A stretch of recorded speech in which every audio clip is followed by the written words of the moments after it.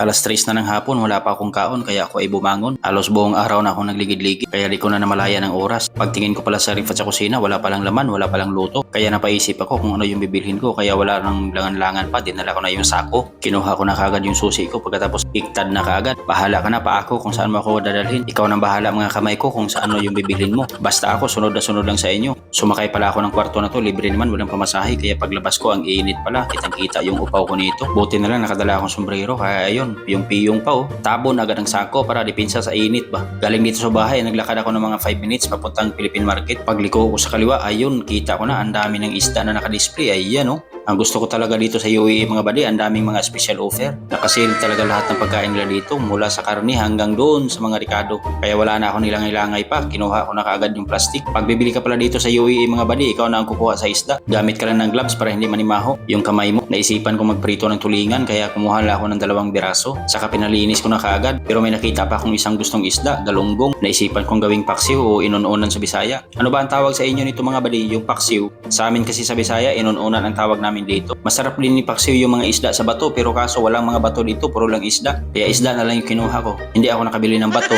Kuha kagad ako ng mga 6 o 7 piraso. Pagkatapos binigay ko na kagad kay kuya. Kuya, ito na lang oh. Pakitanggal na lang ng mga ngipin. At naalala ko wala pala akong kamatis sa bahay kaya bumili na lang ako ng kamatis. Masarap to sa sausawan. Saka ang pinakapaborito ng lahat, saging moy. Dito pala sa UAE mga buddy, allowed na yung pork o allowed na yung mga baboy. Hindi katulad sa Saudi. Nung dati ako sa Saudi, wala talaga ako makaing baboy sa 5 taon ko doon. Dito sa UAE, allowed nila. Kaso lang, kuha na mo ng lisensya tapos separated talaga yung room. Marami din dito mga processed foods, depende sa iyo kung ano ang gusto nyo. Paalala lang sa inyo mga buddy, huwag kayong kumain masyado ng mga processed foods kasi hindi healthy to. Ang daming asin, ang daming bitsin. Pagkatapos hindi pa healthy sa bulsa kasi mahal.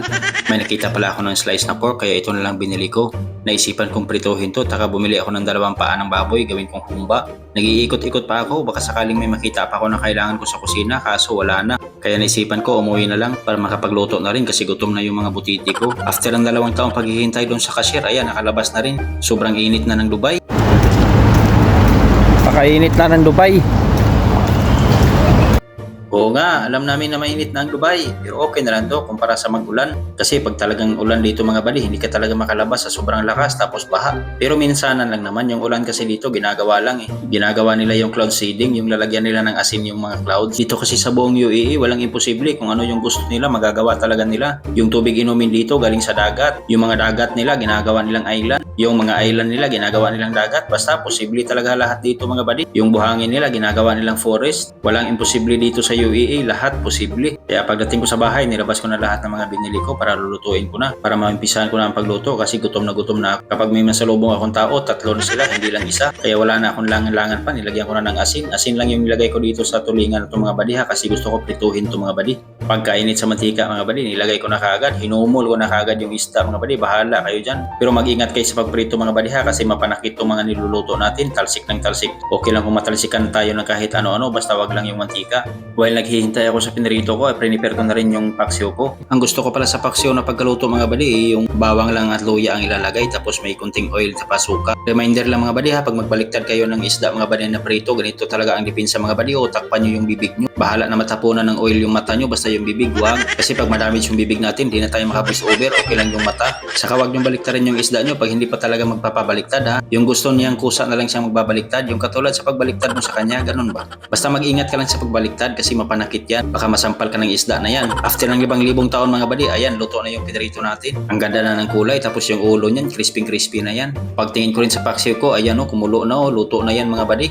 Pero naghintay pa ako ng at least 5 minutes para masarap talaga ang pagkaluto. While naghintay ako mga buddy, nag-prepare na ako ng sausawan ko. Itong suka ko pala na sinamak, ako nang gumawa nito. Pero ang ginamit ko nito ay suka na dato puti lang, sobrang asim. Mas masarap talaga pag suka na tuba ang gagamitin. Kasi mabango na tapos hindi masyadong maasim. Nilagyan ko kunti ng tuyo mga buddy para masarap. Pag gagawa kayo ng sausawan, huwag yung namihan yung tuyo para hindi masyadong maalat. Kunti lang tapos pigaan nyo ng limon. Ayan o, kitang-kita sa mukha o, parang galit na galit sa limon. Iwan ko ba, nagpisa lang ako ng limon, ganun na ang mukha ko. Yung mukha nyo rin ba, ganun din. nangangasim din yung tinignan nyo yung lemon. Ayan na yung sasawa natin mga buddy. After ng 5 buwan na paghihintay natin, ayan, luto na yung paksiw natin. Kaya wala na ilangay-langay pa, kinuha ko na yung maitim kong bowl. Panaksan yan sa amin mga buddy sa Bisaya. Yahong sa iba, ano ko yan tawag sa inyo dyan? Tara na, tawagin nyo na si Marites saka si Marisol mga buddy, kain na tayo. Kung hindi nyo nagustuhan yung video natin mga buddy, i-share nyo na lang para maraming hindi magkakagusto sa video natin.